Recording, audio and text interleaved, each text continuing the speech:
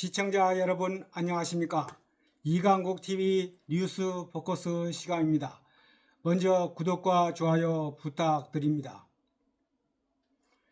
미국 대선의 민주당 대통령 후보인 해리스가 러닝메이트로 월즈 미네소타 주지사를 선택했습니다.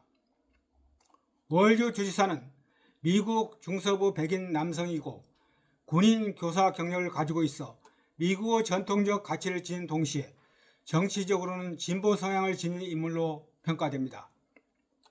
이로써 11월 대선은 민주당의 정 부통령 후보인 해리스 월즈조와 공화당의 정 부통령 후보인 트럼프 벤스조 대결로 전개되게 됐습니다.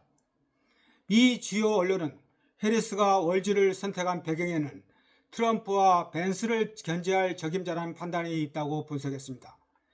해리스가 인도계이자 흑인으로서 백인 표심의 어려움을 겪고 있는 상황에서 트럼프와 벤스와 같은 백인 남성이면서도 그들과는 차별화하는 가치관과 정치적 신념을 가진 월즈를 앞세워 백인 부동층의 표심을 공략하겠다는 전략인 것으로 해석됩니다. 특히 대의원이 19명으로 최대 경합주인 펜실베니아주 주지사인 조지 샤피로가 가장 유력한 부통령 후보로 거론되던 상황에서 월즈를 지명한 것은 발탁에 가까운 과감한 선택입니다.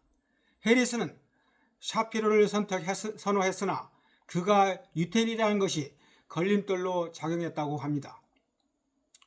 뉴욕타임즈는 몇 주 전만 해도 월즈를 부통령 후보로 꼽은 민주당 당원은 거의 없었다라면서 그러나 트럼프 전 대통령에 대한 직설적인 공격으로 당원들의 열렬한 지지를 얻었다고 전했습니다. 월즈는 트럼프 전 대통령이 미네소타주를 최근 방문했을 때 이 사람들은 괴상하다, These guys are just weird라는 표를 앞세워 비판하면서 민주당 당 안팎에서 큰 반향을 불러일으켰습니다.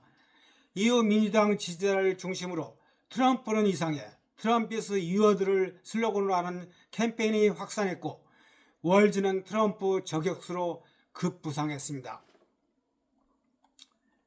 미네소타에서 6선 연방 하원을 거쳐 2019년부터 미네소타 주지사로 재직 중인 월즈 주지사는 사회학 교사, 풋볼팀 코치 등 민중적인 이력과 선명한 친서민, 친노동자 성향을 갖췄다는 평을 받습니다.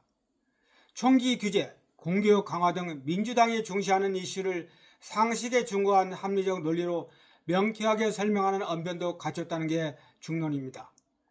월즈 주지사는 무려 24년간 주 방위군으로 복무했는데 한국전쟁 참전 용사인 아버지의 영향을 받은 것으로 알려졌습니다. 미국 정계 진보 상직인 버니 샌더스 상원 의원과 전미 자동차 노조 션페인 위원장이 각각 그를 노동자 계층의 확고한 대표라고 칭하는 등 해리스 부통령이 러닝메이트 인선 작업이 진행되는 동안 민주당 내 진보 진영에서 폭넓은 지지를 받았습니다. 미국 중서부 네브라스카주에서 태어나 30대 초반 미네소타주로 이주하여 현지의 주립대에서 수학한 그 평범함에서도 친근감을 주는 이력은 민주당의 취약적인 내륙주들을 공략할 카드로 꼽힙니다.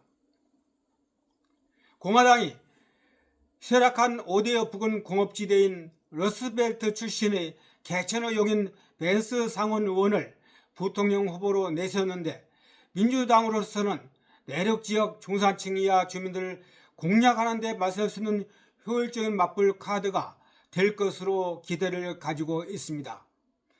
이강국TV 뉴스 포커스였습니다. 감사합니다.